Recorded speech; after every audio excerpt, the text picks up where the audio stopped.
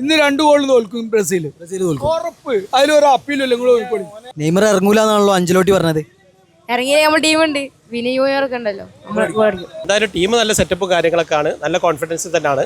എന്തായാലും ഇന്ന് 3-0 ജപ്പാൻ എന്തായാലും അടിച്ചിരിക്കും, ഉറപ്പാണ്. ജപ്പാന് 3-2 സ്കോറിൽ വിജയിക്കും. ജപ്പാൻ അമ്മമാര് ഫാസ്റ്റ് ഗെയിമല്ലേ, അവരെ കളി കണ്ടില്ലേ. പക്ഷെ ജപ്പാൻ ജയിച്ചാൽ നമുക്ക് എല്ലാവർക്കും ഹാപ്പിയാ. ബ്രസീൽ ഫാനാണോ? പോർച്ചുഗലാ.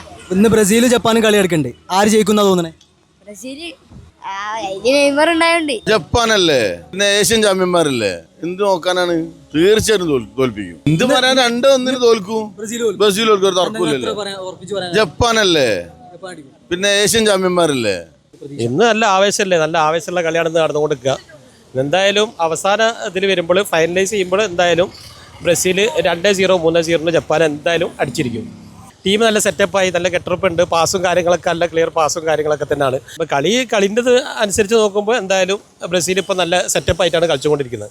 അപ്പോൾ എന്തായാലും നെയ്മർ ഇല്ലാത്തൊരു കുറവ് അവിടെ കാണിക്കില്ല. പിന്നെ എന്തായാലും ടീം നല്ല സെറ്റപ്പും കാര്യങ്ങളൊക്കെയാണ്, നല്ല കോൺഫിഡൻസ് തന്നെയാണ്. എന്തായാലും ഇന്ന് 3-0 ജപ്പാൻ എന്തായാലും അടിച്ചിരിക്കും, ഉറപ്പാണ്. ബ്രസീൽ ഇന്ന് കടകട പിടിക്കും. ജയിക്കോ തോൽക്കോ? അത് ഡ്രോ പിടിക്കുന്നു. അതെ, ബ്രസീലിന്റെ 2 കളി നമ്മൾ കണ്ടില്ലേ, കളി കണ്ടപ്പോൾ നമുക്ക് മനസ്സിലാക്കാലോ. ജപ്പാന്റെ കളി നമ്മൾ കണ്ടതാ. ഇന്ന് 2 ഗോൾ തോൽക്കും ബ്രസീൽ ഉറപ്പ്. അതിലൊരു അപ്പീലല്ലേ നിങ്ങൾ നോക്കിക്കോളി. ജപ്പാന് 3-2 സ്കോറിൽ വിജയിക്കും. കാരണം ജപ്പാൻ അമ്മമാര് ഫാസ്റ്റ് ഗെയിമല്ലേ, അവരെ കളി കണ്ടില്ലേ. ഈ ബ്രസീൽ എന്ന് പറയുമ്പോൾ കളി വളരെ സ്ലോ ആണ്.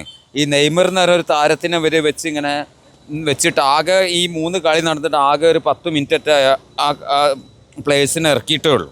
അതന്നെ കണ്ടാൽ പോരാ നമുക്ക്. അപ്പോൾ എങ്ങനെ പ്രതീക്ഷ ഇന്ന് ജയിക്കോ? ചെയ്യും. എത്ര ഗോളിന് ജയിക്കും?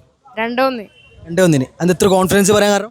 നെയ്മർ ഇറങ്ങുമെന്ന് തോന്നുന്നു. നെയ്മർ ഇറങ്ങിയാൽ ഉറപ്പാ ഗോൾ അടിക്കും. നെയ്മർ ഇറങ്ങിയാൽ ഗോൾ അടിക്കും. നെയ്മർ ഇറങ്ങൂലെന്നാണല്ലോ അഞ്ചലോട്ടി പറഞ്ഞത്. ഇറങ്ങിയ നമ്മൾ ടീമുണ്ട്, വിനിയോഗമൊക്കെ ഉണ്ടല്ലോ. നമ്മൾ ഗോൾ അടിക്കും.